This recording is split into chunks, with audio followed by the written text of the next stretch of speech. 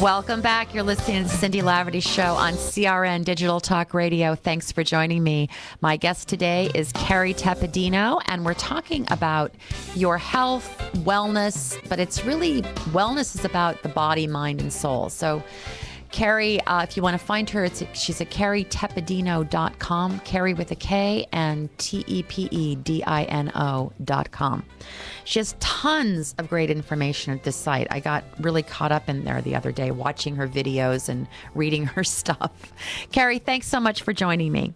Oh, Cindy, thank you for having me. Love it. Okay, we need to talk about the stress that people are under in today's world, that they put themselves under, and how stress is really not good for our bodies.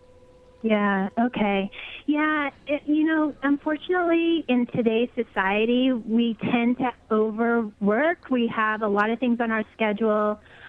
People who have families, kids might be in 2 or 3 sports at a time. Art programs, whatever. Yeah, so much. It's amazing. When I talk to clients with families, it is amazing how much they have going on. And all that does is it keeps you in a state of heightened anxiety when you're so stressed out. So it is really learning how to manage your stress. Physically, on a health level, heightened anxiety, staying in that place for, too long of a period of time, it's going to affect your blood pressure. It can show up with insomnia, digestive issues. It can affect your relationships. You're in this constant state of struggle. Right. And really it is about inviting in the ease, like learning how to schedule things so that you can manage your time properly. And it takes a bit more of, organization, really being good about your time management and learning boundaries. I remember one of my coaches told me, don't try to paddle upstream. If it's a struggle, let go of the oars and let the river carry you downstream. It doesn't have to be difficult. Oh, that's nice. I think we should also say that there are a lot of, you talked about your clients who have kids in like 2, 3, 4 different activities while going to school. Kids are also feeling the stress of all of these things.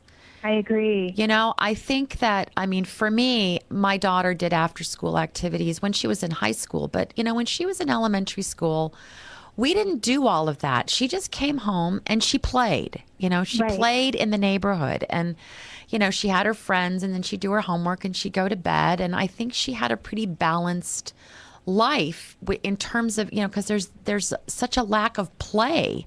Our kids' lives are so structured. And you got to go here, and you got to go there, and you got to show up here, and you got to do your best here. Sometimes we just need to play, right? Yeah, you know what? And I agree. I remember growing up, I'd be in a sport, but I'd be in one sport at a time. Right. And it wasn't like I'd be in a sport for my school and then I was in a competitive league at the same time, or maybe 2 competitive leagues. And really teaching our children, I think it's really important to teach our younger generations about healthy living in a natural way so that they make those choices naturally, whether it's lifestyle, sleeping, diet, exercise. And it's not like this struggle for them. It's just their natural way of being.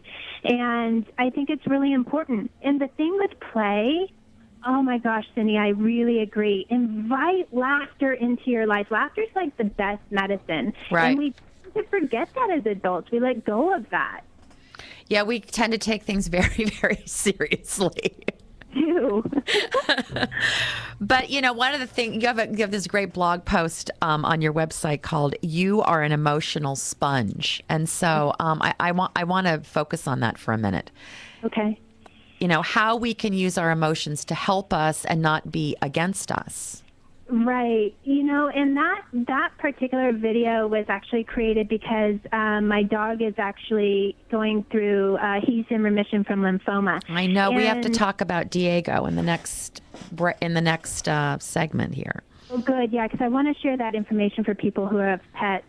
But I remember we have a holistic vet, and he told me right when we found all this out, he said, Carrie, Diego is an emotional sponge. So if you're feeling really upset or sad or confused and you're getting really emotional, step outside of the room because he will pick up on it and it will create stress for him, more stress for him.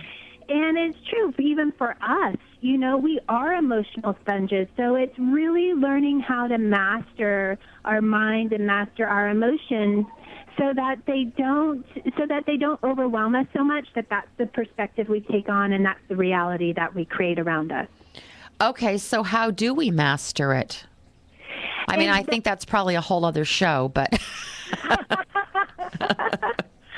you know, a really good way to master your emotions is there's this exercise that I have my clients do and that I do myself. I call it the witness exercise or the observer exercise. Mm-hmm. And when you really feel strong emotions coming on, whether it's guilt or anger or sadness or whatever it is, allow yourself some time to go quiet. Close your eyes, drop into your breath, and almost it's like becoming a third party and becoming the observer of yourself and really taking note. Okay, when I feel anger, physically, where is that in my body? Oh, I feel my throat tightening up. Oh, I feel myself getting nauseous to my stomach. And when you sit with that for about 15, 20 minutes, and I guarantee the charge will start coming out of that emotion. Right. And you'll learn the next time that comes around, it won't be as charged. It won't be able to take a hold of you as quickly or as strongly. And you'll be able to actually defuse the emotion so that it's something that you can manage. Well, and don't you think that a lot of this is about not stuffing our emotions? I think we're a society that has been taught that we need to stuff our emotions so we can forge ahead. You know, we're always supposed to be forging ahead. Right. You know? Yeah, it's a good point. Actually, my whole perspective on that is that we're humans here living a human experience. And part of that human experience is to have the whole range of emotions. And those emotions are actually quite beautiful, whether they are quote-unquote good or quote-unquote bad. And life is a beautiful mess. This is where we get our lessons from. This is where we grow and expand, and this is how we become stronger and have that stronger connection to ourselves spiritually, too. Right. Okay, Carrie, I got to take a quick break. Stay with us. You're listening to the Cindy Laverty Show. I'll be right back.